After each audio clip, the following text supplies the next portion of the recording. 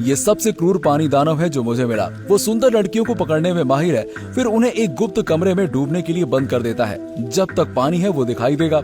युवा लड़कियों को अधिक से अधिक नुकसान पहुंचाया जा रहा है। आज मिस्टर हम सभी को बताएंगे the classical horror film the drones man.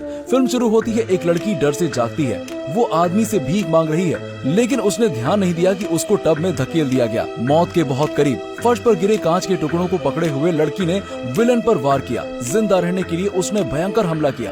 आदमी अचानक पानी में गायब हो गया। जैसे ही वो मुड़ी तब तक आदमी पानी के दानों में बदल चुका था। एक चीख के साथ जैनी अपने सपने से जाग गई। ये पता चला है कि उसको 1 साल पहले ये अजीब बीमारी हुई थी। हर रात जैनी को एक ड्राउंस मैन के सपने आते हैं, इसलिए उसको पानी से डर लगने लगा। मनोवैज्ञानिक समस्याओं को दूर करने के लिए उसकी बहनें विशेष रूप से एक अनुष्ठान कराती हैं। उन्हें आशा है कि वो पानी के डर को कम कर सकती हैं। अभी अभी एक्सरसाइज शुरू हुई थी और एक अजीब बात हो गई।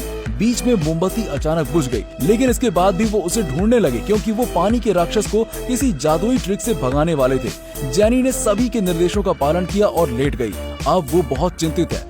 जब लोग सोचते हैं कि निंदा सफल है, जैनी को अचानक एक अजीब सा एहसास हुआ। ये ऐसा था जैसे किसी ने उसे पानी में पकड़ा हो। उसकी साथ बैठी बहन पलक झपकते ही दंग रह गई। घुंघराले बालों वाली बहन ने टब को जल्दी से तोड़ दिया, जैनी को बचा लिया। इस समय शर्ली ने भी अचानक एक उत्तीर्ण आकृति देखी, लेकिन लोगों ने सोचा कि उसने जानबूझकर उन्हें छेड़ा है। इस दुनिया में कोई पानी राक्षस नहीं होगा। अप्रत्याशित रूप से उन लोगों के लिए एक आपदा होने वाली थी।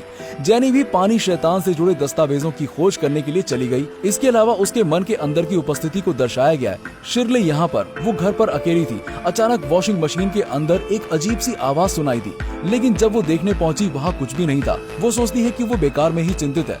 स्टोन फेस नेकलेस वापस दिखा। शर्ली जल्दी से वहाँ पहुंची और उसको उठा लिया। अचानक उसके साइड में एक काला हाथ दिखाई दिया। उसकी बाहों को पकड़ा, फिर वॉशिंग मशीन को जोर से हिलाना शुरू कर दिया। शर्ली पलक झपकते ही अपनी आत्मा को खो देने से डर गई। जैनी अपने मूंछों वाले अंकल और सबसे अच्छे दोस्त मैरी से मिलने गई। वो उससे पानी शैतान से संबंधित चीजों को समझना चाहती है।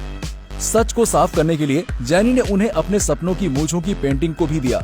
उनकी बेटी और जैनी की स्थिति एक जैसी है, लेकिन वो लड़की अब इस दुनिया में नहीं है। मूंछों वाले चाचा ने जैनी को सभी दस्तावेजों को दे दिया जो उन्हें ढूंढने थे। घर जाते वक्त जैनी फिर से सपने में चली गई। वो एक पुराने लकड़ी के घर में चली गई, जहाँ जैनी ने एक लड़की को नहाते हुए देखा। इसके अलावा वहाँ पानी दानव है। पलक झपकते ही जैनी इस भयानक सपने से जाग गई। फिर उसकी काले बालों वाली बहन दोस्त इस तरफ आई। वो भी एक असमान उपस्थिति में थी। उसके मुंह से ना रुकने वाली उल्टी। जैसे वो एक तौलिया लेने के लिए मुड़ी, टेबल पर रखा फोन गायब हो गया। जब वो उत्सुक थी, गर्दन पर हेडफोन कार्ड भी पानी में खींच लिया गया था। यहाँ तक लिया गया था। उसके बाद वो उस भयानक बात से निकली। अब उसके दिमाग में बहुत कुछ था। जब काले बालों वाली बहन ने चारों ओर देखा, उसने अपना फोन ढूंढ लिया, लेकिन यहाँ कोई सिग्नल नहीं है। साइड से एक आवाज आई। काले बालों वाली बहन को उसकी लगड़ी टांगों से अचानक खतरा हुआ। वो गिर गई एक बंद बॉक्स में। उसके बाद ट्रंक ने पानी डालना शुरू किया। कोई फर्क नहीं पड़ता कि उसने इसे कैसे खटखटाया, ये खराब नहीं होगा। काले बालों वाली बहन पानी में डूब गई। शर्ली डर गई। जल्दी से उसने घुंघराले बालों वाली बहन को ढूंढा।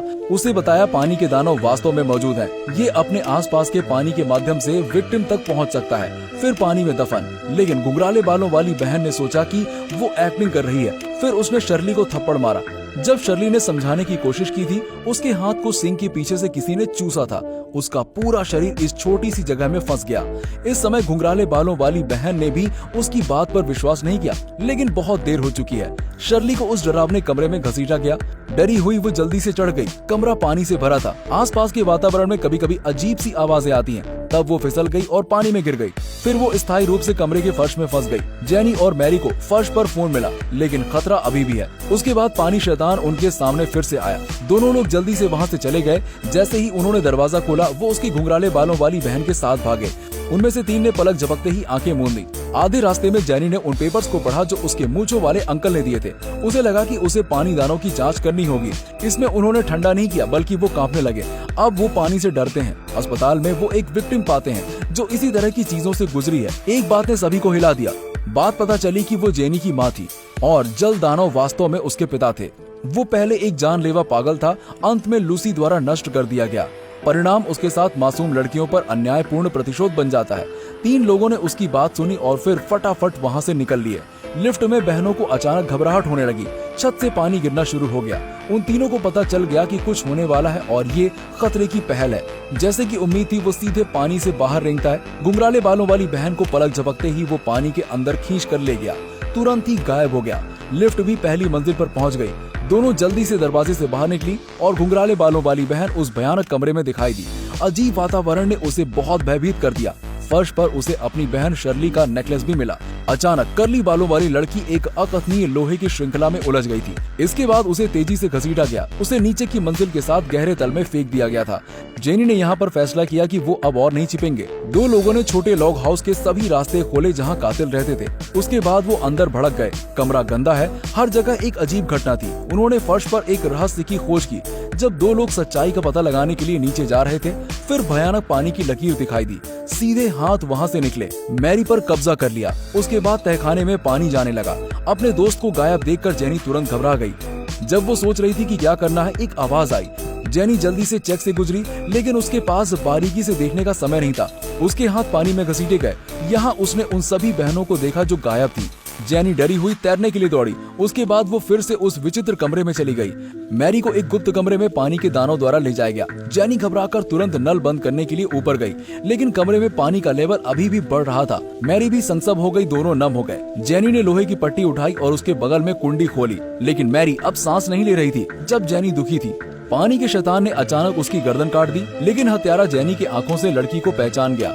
उसने जेनी को कोई नुकसान नहीं पहुंचाया, लेकिन चुपचाप मैरी के शरीर को ले गया। जेनी ने अचानक मैरी के पीछे छिपी एक जलती हुई लोहे की पट्टी निकाली, फिर पानी के दानों को जमकर पीटा। पानी छिड़कना शुरू हो गया। जेनी ने अब पानी के राक्षसों के डर को भी दूर कर दिया है। अकेले टब लाई और उसको डुबो दिया। जैसे ही काले हाथ बाहर पहुँचे, जेनी तुरंत वापस वर्तमान में आ गई। जल शैतान अभी भी आया। सौभाग्य से जेनी एक सरिया लेके आई। अंत में पानी के नीचे दानों के नाम को वापस दबाया।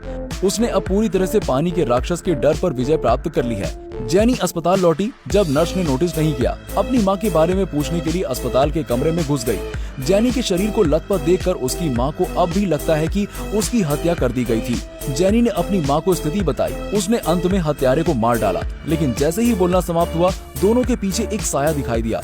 ये फिल्म का अंत है। एक बहुत अच्छी फिल्म। कहानी में जल, दानव, हत्यारे शामिल हैं। पूरी फिल्म के डरावने माहौल को कवर करते हुए विशेष रूप से वो अजीब टब। सारे कब्जे सिर्फ स्नान में दिखाई दिए। बस जहाँ पानी है वहाँ दिखाई देगा।